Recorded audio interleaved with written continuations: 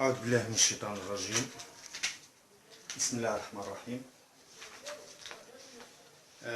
اليوم غنخدمو تمرين في الأعداد العقدية تهيئا للفرد الثالث ديال الدورة الأولى لمستوى الثانية علوم حيث الأرض والثانية علوم فيزيائية.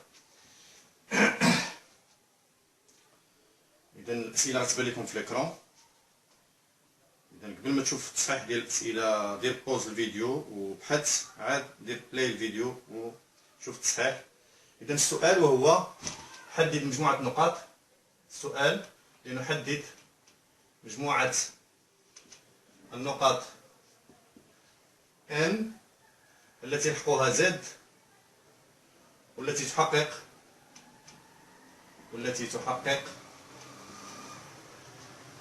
المعيار ديال Z بلس 1 موان 2i إيكال المعيار ديال Z موان 5 بلس 4i.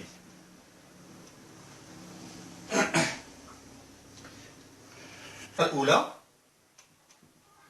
الطريقة الأولى طريقة هندسية.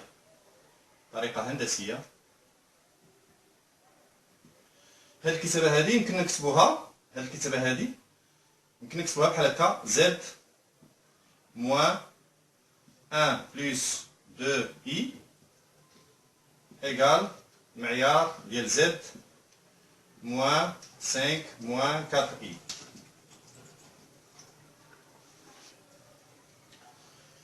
وهاد الكتابة هادي كتعني هادي راه هي المسافة AM تساوي المسافة BM. نذكر هنا في الدرس، عندنا في قاعدة الدرس بأن المسافة AB هي المعيار ديال ZB موان ZA. هذا هو التعريف ديال المسافة AB باستعمال المعيار. إذا إلا كانت A بحيث A هي النقطة التي معيارها 1 زائد 2i، و B هي النقطة التي معيارها 5 ناقص 4i. إذا هذه الكتابة راه هي هذه باستعمال هذه الخاصية هذه. وهذه الكتابة معنيتها بأن مجموعة النقاط M هي واسط القطعة AB، لأن إلا كانت عندنا قطعة AB عرفنا في الإعدادي بأن مجموعة النقاط التي تبعد بنفس المسافة عن طرف القطعة AB هي واسط القطعة AB. واسط أي نقطة تنتمي إلى الواسط فإن مسافة بيناتهم متساوية. أي نقطة تنتمي إلى الوسط مسافة متساوية. إذا هذه الكتابة هذه كتعني أن مجموعة النقاط، مجموعة النقاط M هي واسط القطعة AB. هذه الطريقة الأولى اللي تسميوها الطريقة الهندسية. وكاين طريقة أخرى اللي تسميوها طريقة الجبرية.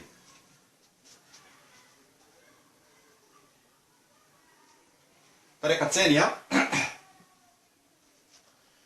الثانية اللي كيسميوها الطريقة الجبرية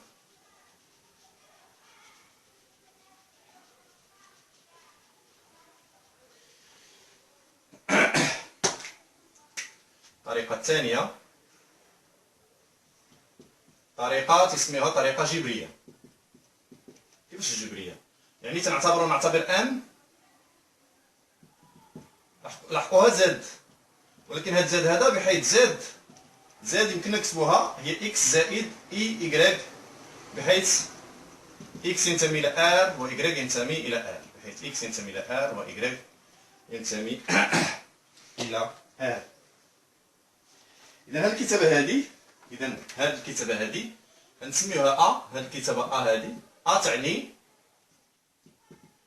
تعني نعوض، عطيني المعيار ديال إكس بلس إيكغيك، نعوض زد ديالها بلس 1 موان 2i كتساوي المعيار نعوض زد ديالها إكس بلس إيكغيك موان 5 بلس 4i. وهذه معنيتها، هذه الكتابة هذه معنيتها المعيار ديال إكس بلس 1 بلس نعمل بإي إيكغيك موان 2 إي كيساوي المعيار ديال إكس موان 5 بلس نعمل بإي 4 أولا إكغيك بلس 4 إي. والمعيار هذا ديال هاد الكتابة هادي المعيار ديالها هي الجذر حسب التعريف ديال المعيار. نذكر بالتعريف ديال المعيار، إلا كانت زد تكتب على الشكل إكس بلس إكغيك فإن المعيار ديال زد هو الجذر ديال إكس كاري بلس إكغيك كاري. هذا شفناه في الدرس كخاصية غنطبقوها هنا. إذا هذا هو العدد، هذا التخيلي، هذا الحقيقي وهذا التخيلي. إذا هذه الحقيقي أس 2 زائد 1 أس 2 زائد التخيلي أس 2. هذا العدد هذا كيساوي الجذر الحقيقي ديال هذا هو إكس ناقص 5 أس 2 زائد التخيلي ديال هذا هو إكغيك بلس 4 أس 2. وهاد الكتابة غنشرو غنختزلو هذا غتجينا إكس ناقص إكغيك ناقص 3 تساوي إكغيك تساوي 0. وهذه هي معادلة مستقيم. إذا مجموعة النقاط M هي المستقيم. إذا مجموعة النقاط M هنا غنشرو غادي نحيدو لي زيكس مع لي زكراك غنلقاو هذه المعادلة هذه. إذا مجموعة النقاط M، إذا مجموعة النقاط M هي المستقيم الذي معادلته إكس ناقص إكغيك ناقص 3 يساوي 0. حدد مجموعة النقاط M. إذا ثانيا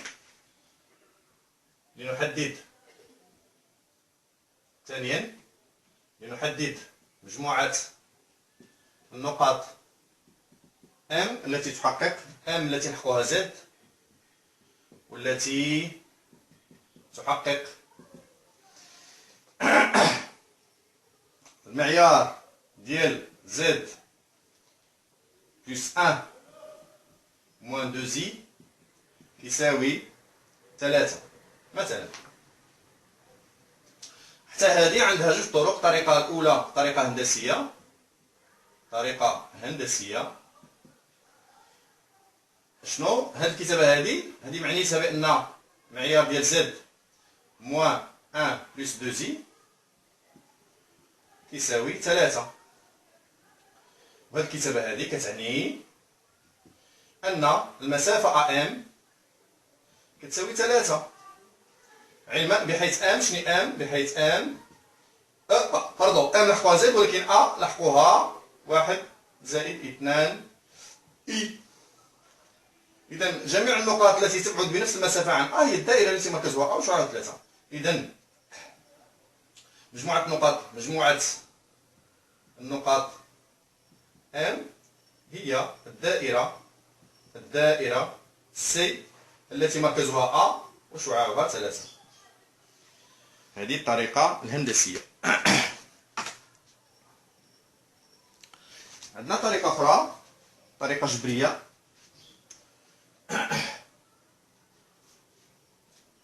نعتبر نفس الطريقة الجبرية، نعتبر M بحيث Z هي هذه. إذا هذه الكتابة هذه معنيتها أن هي نفس العدد يساوي 3. وهذه الكتابة هذه هي هذه تساوي 3. وهذه الكتابة هذه هي هذه تساوي 3. وهذه الكتابة هذه فاش غادي نحيدو مربع غتولي عندنا إكس زائد 1 أس 2 زائد إكغيك ناقص 2 أس 2 يساوي 9. وهذه راه شفنا في السنة الأولى، هذه راه معادلة دائرة. إذا مجموعة نقاط M هي ماشي المستقيم، هذه معادلة الدائرة. هذه هي الدائرة التي مركزها هي الدائرة التي المركز ديالها هو النقطة A التي حدثتها ناقص 1 2. التي أنا نذكر راه شفنا في السنة الأولى في الدرس ديال الدائرة المعادلة ديالو كيف تكتب. إذا التي مركزها A التي ماشي A ناقص 1 من 2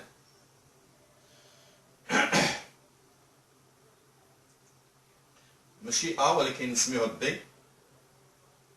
نسميوها بي التي مركزها بي ناقص 1 2 وشعاعها ار يساوي 3. نذكر قلت غادي نذكر بالمعادله ديال واش هذه هي 3 أس 2 3 أس 2 في الاولى. اذا الا كانت عندنا دائره مركزها بي وشعاعها ار، اذا اي نقطه تنتمي للدائره معنيتها بان المسافه بي ام كتساوي ار. المسافه بي ام كتساوي ار، والمسافه بي ام هي الجذر ديال اكس ديال ام ناقص اكس بي، اكس ام ناقص اكس بي مربع، المسافه زائد يكريك ام ناقص يكريك بي مربع يساوي ار. يعني غنحيدو الجذر تساوي ار مربع، يعني هذه كتساوي ار مربع. اذا هذه دائره مركزها بي، هاد اكس بي يكريك بي هما احداثيات بي، وهاد ام اكس ام يكريك ام هي ديال ام، و ار كاري. هذه هي معادله الدائره شفناها في السنه الاولى. يمكن نرجعوا للبستان ديال السنه الاولى ونشوفوا هذا الدرس ديال المعادله ديال الدائره هو هذا. ثالثا لنحدد معيار العدد العقدي زد اللي كيساوي 1 ناقص 2 اي الكل أس 3.